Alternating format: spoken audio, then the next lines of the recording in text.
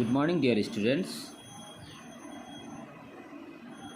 Dear students, पहले के class में हमने पाठ संख्या 2 के अर्थात राजा और प्रजा कहानी के मूल विषय वस्तु तथा उसमें निहित जो भाव था जिसे हम प्रेरणा स्वरूप कह सकते हैं, वे चीज़ें हमने पढ़े कि राजा और प्रजा का क्या कर्तव्य होता है। तथा आज के इस क्लास में हम लोग कहानी पढ़ेंगे। तो चलो शुरू करते हैं। ग्रीष्म ऋतु और दोपहर का समय था। कहा जा रहा है ग्रीष्म ऋतु अर्थात गर्मी के दिन।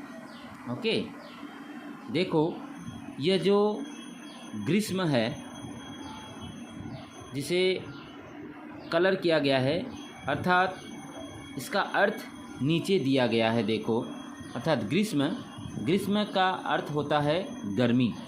ठीक है, यानी गर्मी के मौसम में गर्मी का मौसम था और दोपहर का समय था। दोपहर किसे कहते हैं? अर्थात दिन के 12 बजे का, यानी दोपहर का समय था।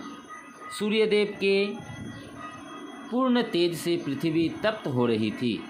सूर्यदेव अर्थात जो आसमान में दिन के वक्त सूर्य दिखाई देते हैं अर्थात सान, उसके पूर्ण तेज, यानी कि हम लोग देखते हैं गर्मी के मौसम में कि सुबह जब सूरज निकलता है तब उतनी गर्मी नहीं लगती, लेकिन जैसे जैसे वह सूरज मध्याह्न अर्थात दोपहर तक पहुंचते हैं, ऊपर आ जाते हैं तो वैसे वैसे गर्मी का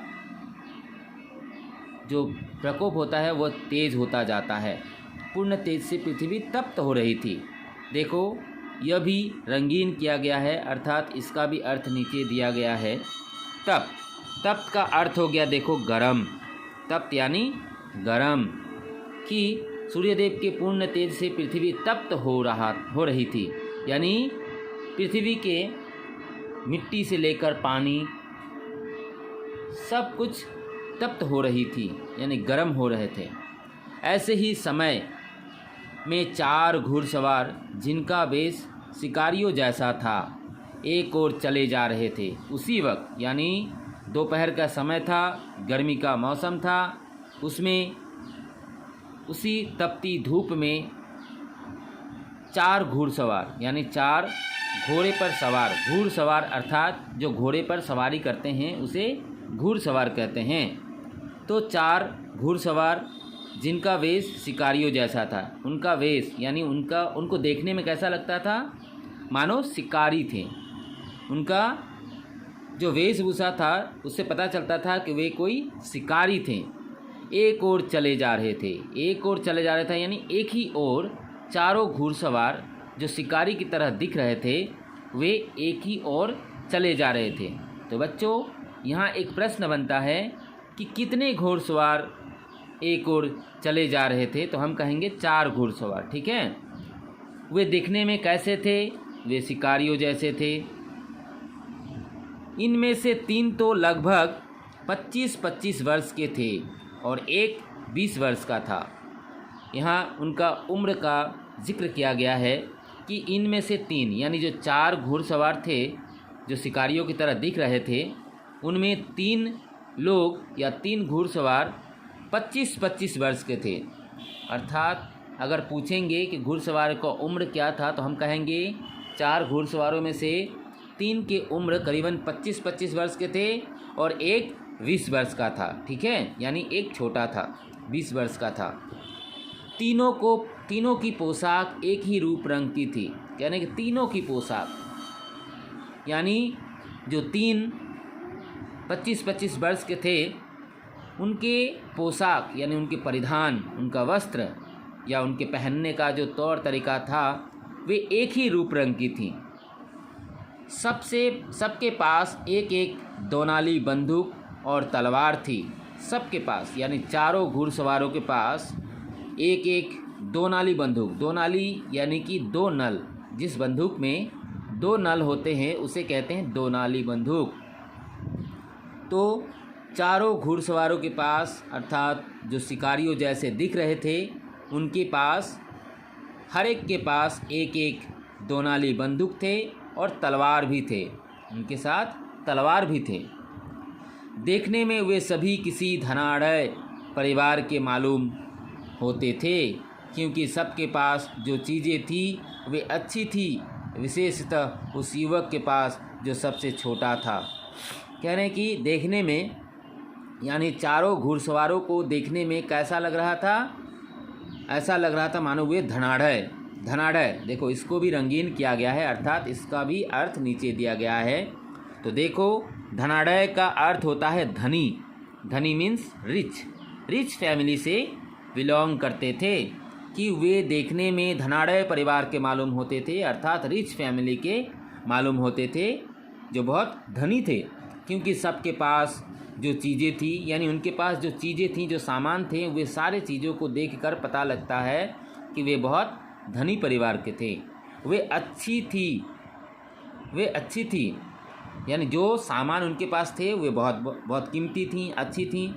विशेषता, अगर विशेषता कहा जाए कि उस युवक के पास, यानी विशेष रूप से देखा जाए तो चारों घुड़सवारों में से एक घुड़सवार तो और भी ज़्यादा धनाढ़ के जैसा मालूम होता था, जिसका उम्र 20 वर्ष का था, यानी जो सबसे छोटा था उसे और भी धनी मालूम होता था।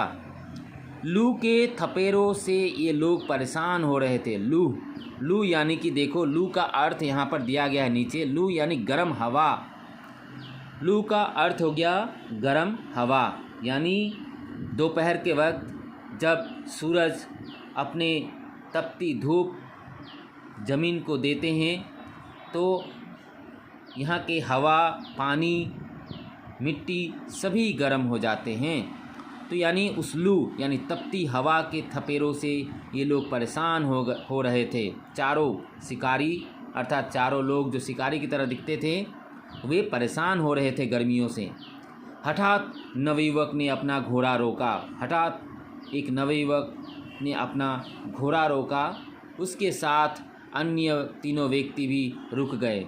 जैसे ही नवयुवक यानी कि जो 20 वर्ष का था उसने अपना घोड़ा रोका, वैसे ही बाकी तीनों ने भी अपनी अपनी घोड़े रोक दिए, यानी रुक गए।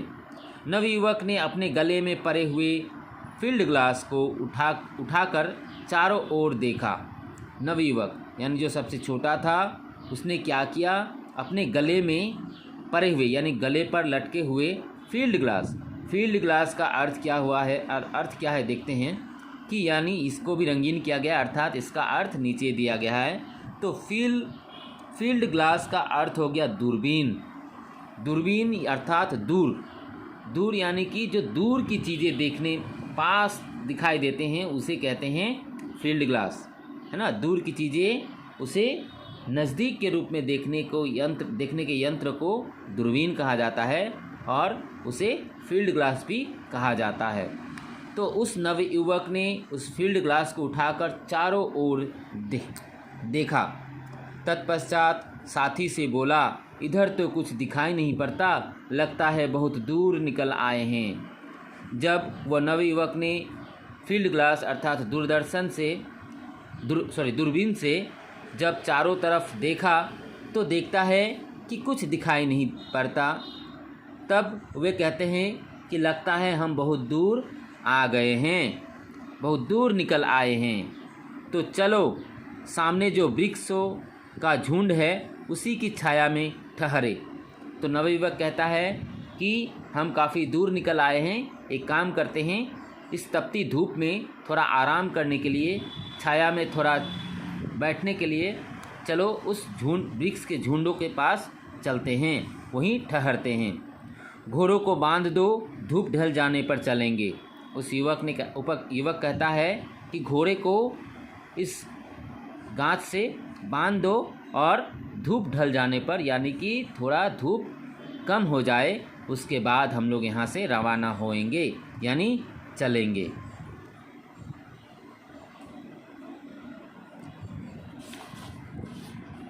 तो बच्चों आज के लिए इतना ही। आगे का हिस्सा हम आगे की क्लास में पढ़ेंगे। इस वीडियो को अर्थात इस क्लास को अगर जो भी समझ नहीं पाता तो इसे बार बार पढ़ सकते हो, पढ़ के समझ सकते हो।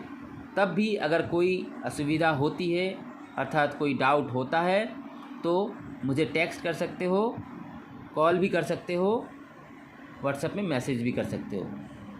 आज के लिए इतना ही। धन्यवाद।